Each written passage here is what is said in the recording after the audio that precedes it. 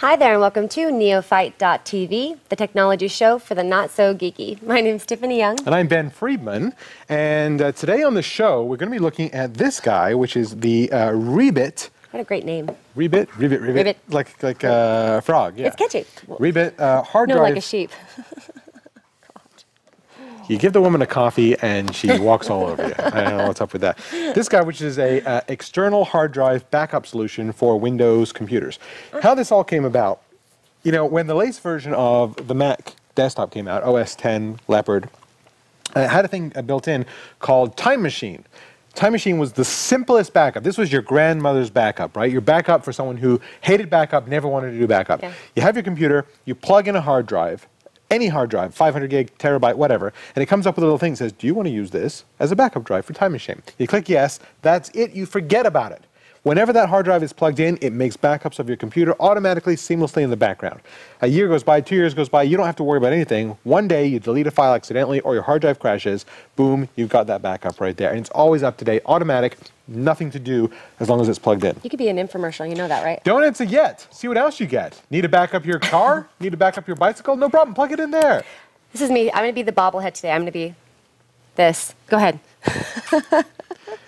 So, here's what you do. Now, that was for the Mac. What Rebit has done, they obviously saw the genius in that and decided, let's make a very, very similar, very, very easy solution for Windows. So this is basically an external hard drive that you buy from Rebit. This one's 320 gigabytes, but it comes in different sizes.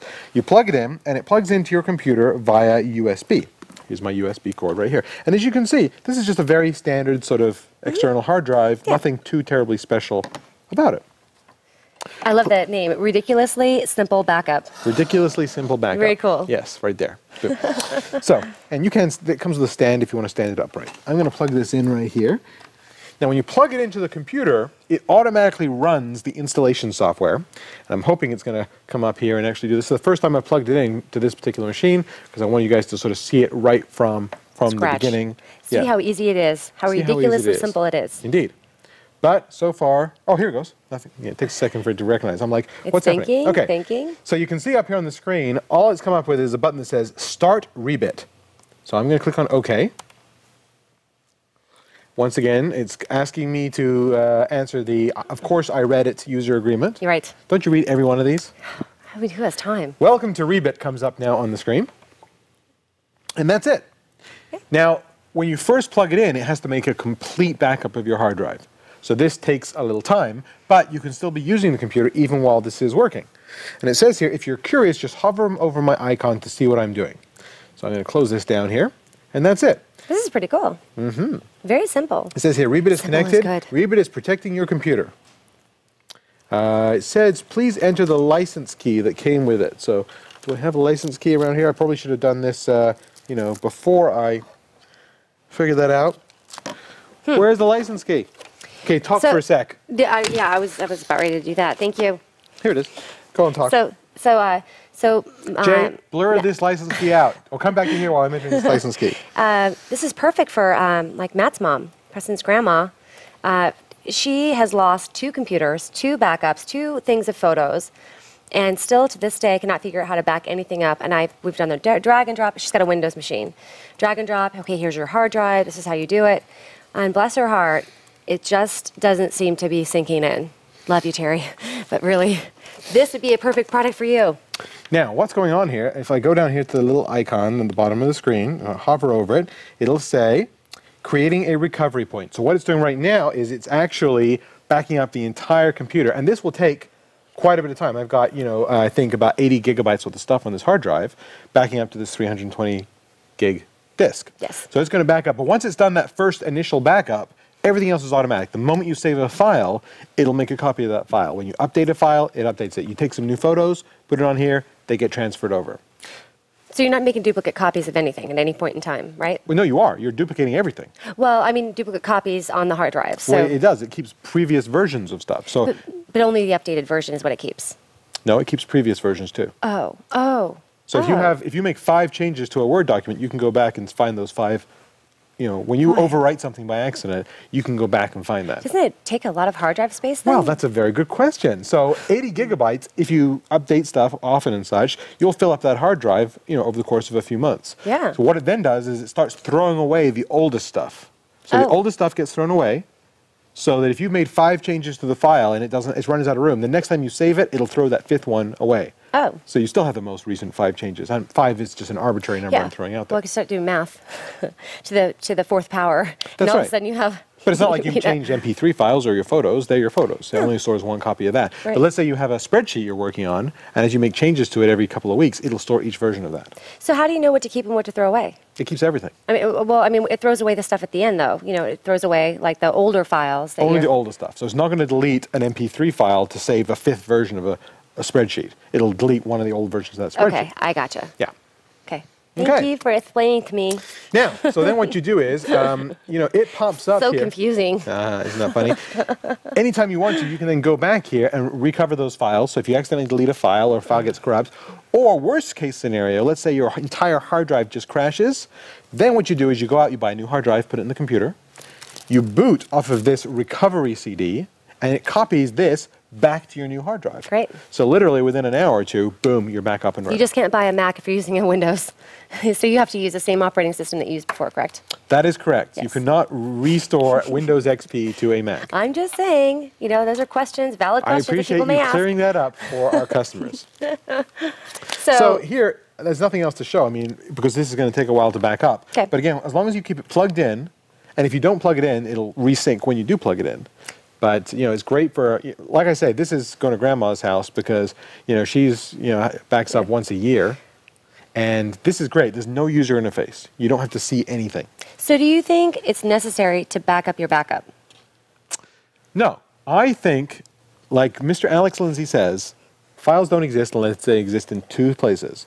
So here you've got stuff in 2 places. You've got it on your laptop and on your backup. All right. Do you want to have a backup of your backup?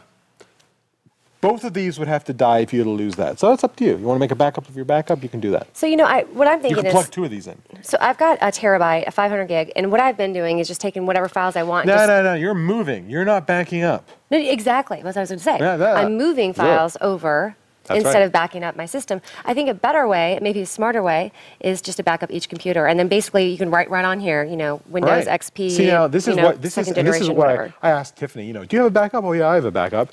But your idea of a backup wasn't a backup. It's a drag and drop. You were running out of hard drive space on your computer, so you bought a big drive and you were moving stuff over, thinking, oh look, now I got a backup. Yeah. But you weren't. You were moving it off your computer, so you still only had 1 copy of it. Naughty That's exactly Tiffany. right. Naughty Tiffany. So now I have a terabyte that's full, and I have to buy another terabyte to back that one up. Well, and you do. Yeah. Never-ending cycle. It is. You got a lot of stuff on there. Anyways, so that is the Rebit ridiculously simple backup for PC only. Doesn't work for Mac, but of course Mac has Time Machine. Price. Good question. I have it written down over here. The 320 gigabyte version is $149. Oh, what a great price. Yeah, it's not a very big hard drive. Well, still, it's got the software that goes with it. And It does have the software and all this sort of stuff that goes with it, so it's not too expensive. You can buy the 500 or the terabyte version for incrementally more. Now, does everybody pretty much have terabytes at this point? Is terabyte is now the standard? Not on laptops. Most laptops still come with 300 or so gigs. The backups, like terabytes, are pretty standard across the board. I'd go with a terabyte because then you can store multiple copies, like you were saying, of stuff. Or multiple drag and drops, whatever. So, I obviously I can't show you much more of this, but it's a great solution if you're looking for backup. And we've got another segment coming right back after this, so please stay tuned.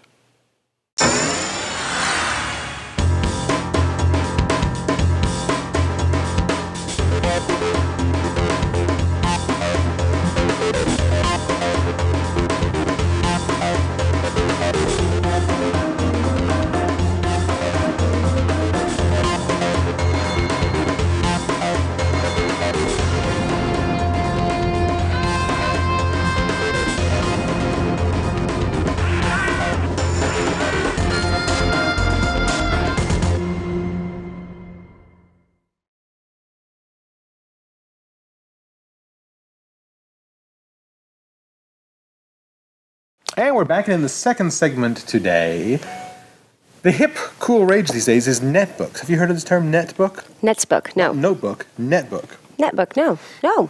new term. Netbook is like these, any laptop that's basically kind of designed just for internet use, just for like email and web. Yeah. Not really, it's like super not powerful, right? Not very powerful, not a great screen, not very big, but small, light, and good for just surfing the web or email. Yeah.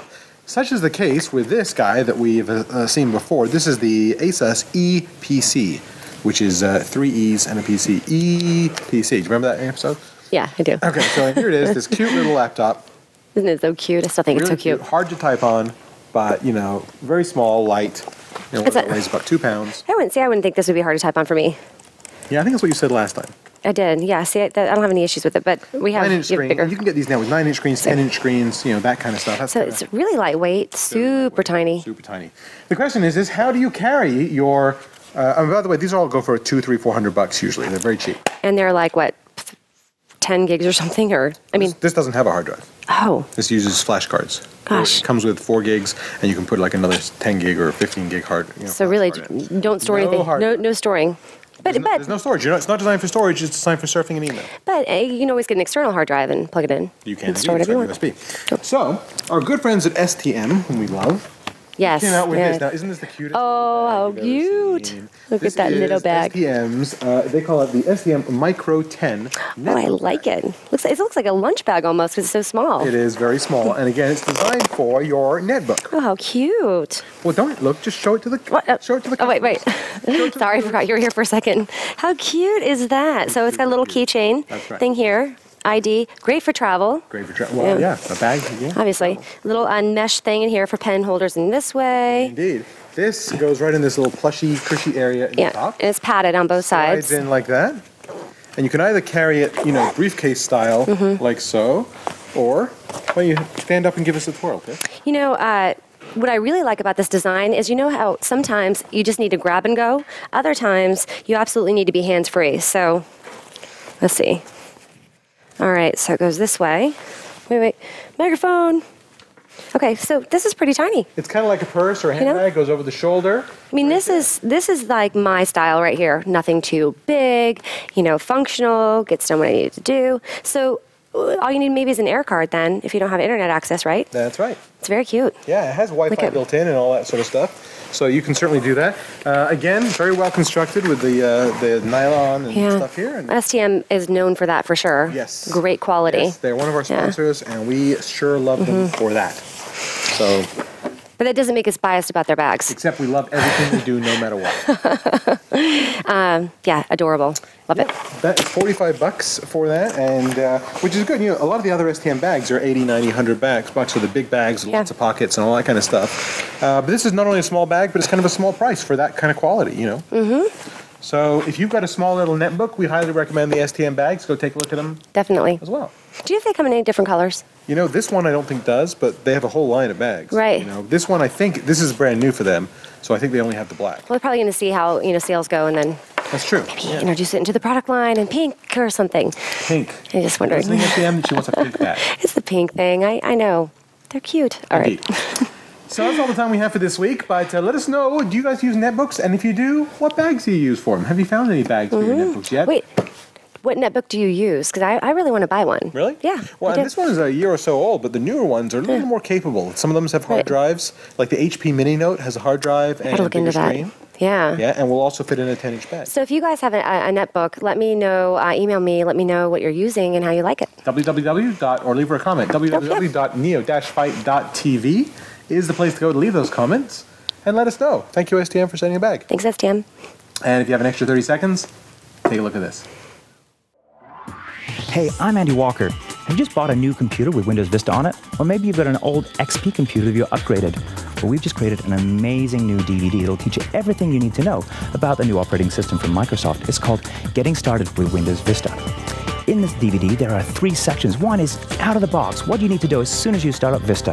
Number 2 is Vista Essentials, things you need to know every day to make your computer experience amazing. Antivirus, security, all kinds of new features that Vista offers. And finally, geek tips and tricks, things you need to know that nobody else will have told you to make you a Vista guru. For more information, check out our website at gettingstartedvideo.com.